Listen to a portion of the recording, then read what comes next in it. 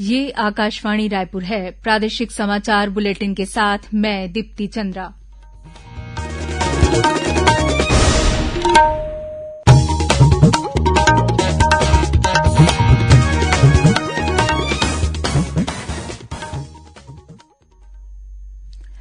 और अब पेश है आज के मुख्य समाचार। प्रधानमंत्री ने कहा, स्वामित्व केवल कानूनी दस्तावेज उपलब्ध कराने की योजना नहीं, बल्कि देश के गांवों में विकास और विश्वास का एक नया मंत्र भी है। भारतीय जनता पार्टी छत्तीसगढ़ में आत्महत्या करने वाले किसानों के लिए प्रदेश सरकार से 50-50 लाख रुपए मुआवजे की मांग को लेकर आंदोलन करेगी। शारदेय नवरात्र कल से शुरू होगा। डोंगरगढ़ स्थित मां बमलेश्वरी मंदिर में कोरोना नेगेटिव रिपोर्ट या कोविड टीकाकरण का प्रमाण पत्र दिखाने पर ही दर्शन हो सकेंगे। और प्रदेश के अनेक राज्यों से दक्षिण पश्चिम मानसून की विदाई शुरू। छत्तीसगढ़ के कुछ स्थानों में कल हल्की से मध्यम वर्षा होने की संभावना। अब समाचार विस्तार से। प्रधानमंत्री नरेंद्र मोदी ने कहा है कि स्वामित्व योजना केवल कानूनी दस्तावेज प्रदान करने की योजना नहीं है, बल्कि यह आधुनिक प्रौद्योगिकी की मदद से देश के गांवों में विकास और विश्वास का नया मंत्र भी है। प्रधानमंत्री ने यह बात आज वीडियो कॉन्फ्रेंसिंग के जरिए मध्यप्रदेश में 1,71,000 लाभार्थियों को वर्चुअल माध्यम से ई संपत्ति कार्ड वितरित करने के लिए आयोजित कार्यक्रम के दौरान की। प्रधानमंत्री ने कहा कि पहले गांव के लोग संपत्ति रिकॉर्ड नहीं होने के कारण विकास के लिए अपनी जमीन का पूरी तरह इस्तेमाल नहीं कर पाते थे। गांव की जमीन और मकानों पर अवैध कब्जे को लेकर विवाद और लड़ाई में लोगों की ऊर्जा, समय और पैसा बर्बाद होता था। श्री मोदी ने कहा कि प्रधानमंत्री स्वामित्व योजना से सभी को बड़ी ताकत मिलेगी। देश के गांवों को, गांव की प्रॉपर्टी को, जमीन और घर से जुड़े रिकॉर्ड्स को अनिश्चितता और अविश्वास से निकालना बहुत जरूरी है। इसलिए पीएम स्वामित्व योजना गांव के हमारे भाइयों और बहनों की बहुत बड़ी ताकत बनने जा रही है। और हम जानते हैं, जब किसी चीज पर आपका हक होता है तो कितनी शांति होती है। जो आज गांव के लोगों के हाथ में ये जो ताकत आई है ना, ये उसके बहुत दूरगामी परिणाम होने वाले हैं। केंद्रीय सड़क परिवहन और राजमार्ग मंत्रालय ने ऐसे परोपकारी व्यक्तियों के लिए पुरस्कार योजना शुरू की है जो मोटर वाहन दुर्घटना में घायल हुए लोगों को तत्काल सहायता पहुंचाएंगे। इस योजना का उद्देश्य सड़क दुर्घटना जैसे आपातकालीन स्थितियों में पीड़ितों को तत्काल राहत पहुंचाने में मदद के लिए लोगों को प्रेरित करना है। यह कार्यक्रम इस महीने की 15 तारीख को लागू किया जाएगा। भारतीय जनता पार्टी के प्रदेश अध्यक्ष विष्णुदेव साय ने मुख्यमंत्री भूपेश बघेल द्वारा उत्तर प्रदेश के लखीमपुर खीरी के मृत किसानों को 50-50 लाख रुपए देने की घोषणा को सस्ती राजनीति का नमूना बताया है। आज जारी एक बयान में श्री साय ने कहा कि राज्य की कांग्रेस सरकार की गलत नीतियों के चलते छत्तीसगढ़ के करीब 550 किसान आत्महत्या के लिए बाध्य हुए हैं। उन्होंने कहा कि अब भारतीय जनता पार्टी आत्महत्या करने वाले सभी 550 किसानों के लिए प्रदेश सरकार से 50-50 लाख रुपए मुआवजे की मांग को लेकर सड़कों पर उतरेगी।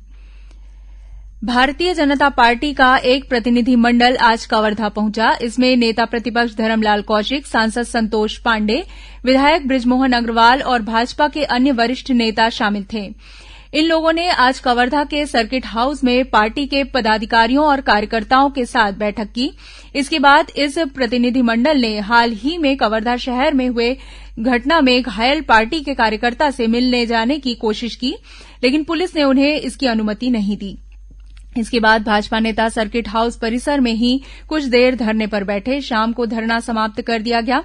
बाद में पत्रकारों से चर्चा करते हुए भाजपा नेताओं ने कवर्धा जिला प्रशासन द्वारा उन्हें रोकने की कोशिश को लोकतंत्र के विरुद्ध बताया। इस बीच कवर्धा शहर में आज भी कर्फ्यू जारी रहा। हमारे संवाददाता ने बताया कि शहर में स्थिति फिलहाल शांत और नियंत्रण में है। मुख्य मार्गों और चौक चौराहों पर पुलिस बल तैनात किया गया है।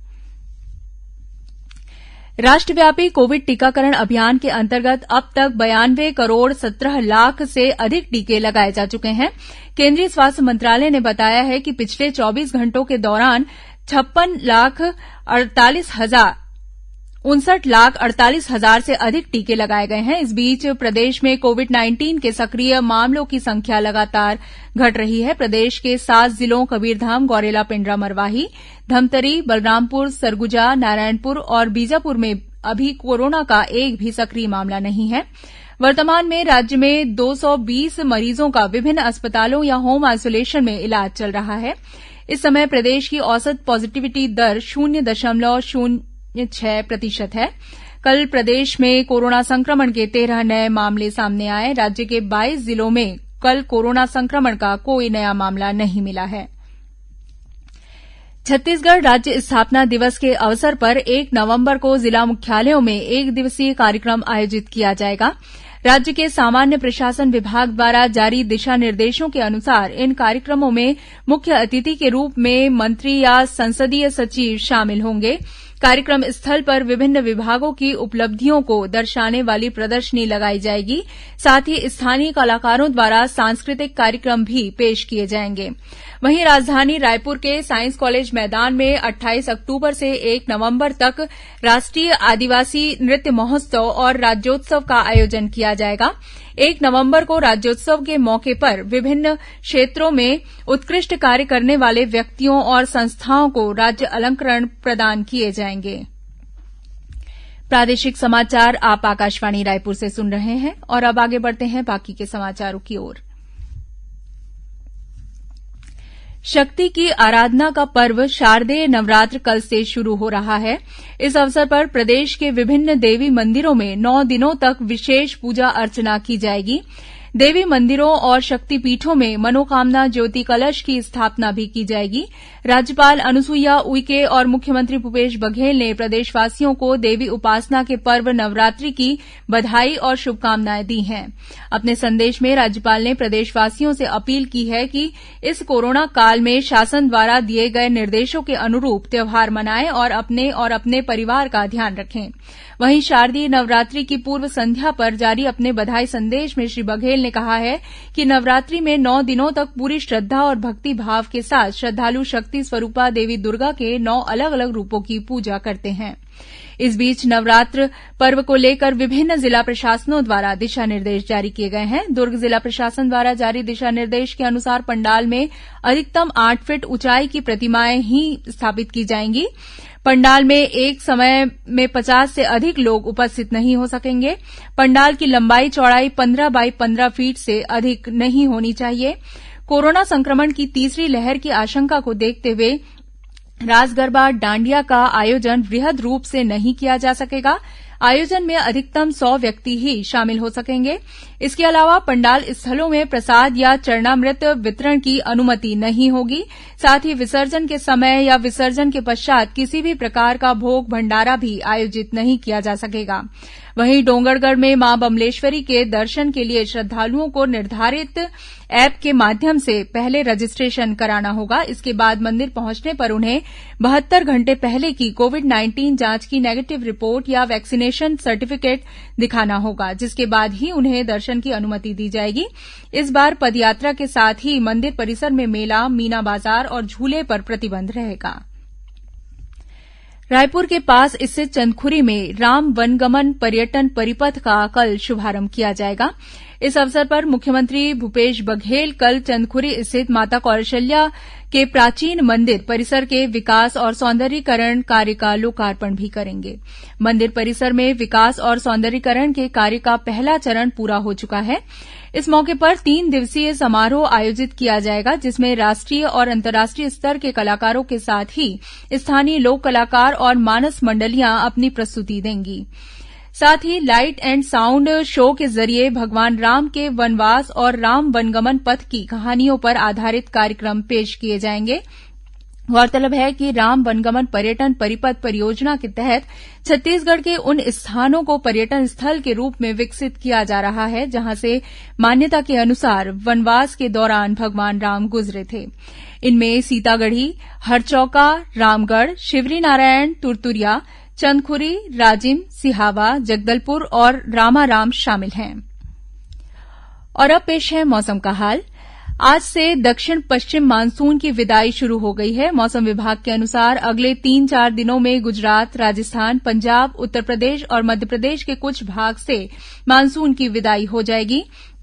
इस बीच तटीय तमिलनाडु के ऊपर एक चक्रवाती घेरा बना हुआ है। इसके प्रभाव से छत्तीसगढ़ में काफी मात्रा में नमी आ रही है। इस कारण अगले 24 घंटों के दौरान प्रदेश के कुछ स्थानों पर हल्की से मध्यम वर्षा होने की संभावना है। राज्य के 1-2 स्थानों पर गरज चमक के साथ वज्रपात होने की भी चेतावनी दी गई है। अब कुछ अन्य खबरें संक्षेप में। राज्यपाल अनुसुईया उइके आज आईटीएम विश्वविद्यालय के 6वें दीक्षांत समारोह में वर्चुअल रूप से शामिल हुई। इस अवसर पर विद्यार्थियों को स्वर्ण पदक और उपाधि प्रदान की गई। केंद्रीय मंत्रिमंडल ने वित्त वर्ष 2020-21 के लिए रेलवे सुरक्षा बल और रेलवे सुरक्षा विशेष बल के कर्मचारियों को छोड़कर अराजपत्रित रेल कर्मचारियों को उत्पादकता से जुड़ा 78 दिन का बोनस देने का फैसला किया है। छत्तीसगढ़ जनसंपर्क अधिकारी संघ ने मुख्य सचिव को ज्ञापन देकर विभाग में नियम विरुद्ध पद स्थापनाओं को लेकर अपना विरोध दर्ज कराया है। मांगे पूरी नहीं होने पर 12 अक्टूबर से कलमबंद हड़ताल करेंगे। बस्तर दशहरे के तहत आज जगदलपुर में एक महत्वपूर्ण रस्म काछन गादी निभाई जा रही है। इस रस्म के तहत काछन देवी बनी बच्ची को कांटों के झूले में बैठाया जाता है। महाराजा चक्रधर सिंह की कल पुण्यतिथि है। इस अवसर पर मुख्यमंत्री भूपेश बघेल ने उन्हें नमन किया है। मुख्यमंत्री ने अपने संदेश में कहा है कि रायगढ़ के महाराजा चक्रधर सिंह ने संगीत और कला के क्षेत्र में छत्तीसगढ़ को पूरे देश में सम्मान दिलाया। और दुर्ग जिले में अमलेश्वर थाना क्षेत्र में स्थित सांकरा में आज एक स्थानीय क्रिकेट मैच के दौरान कुछ लोगों ने पिस्तौल से हवाई फायरिंग की। इसके बाद पुलिस ने आरोपियों को हिरासत में ले लिया है।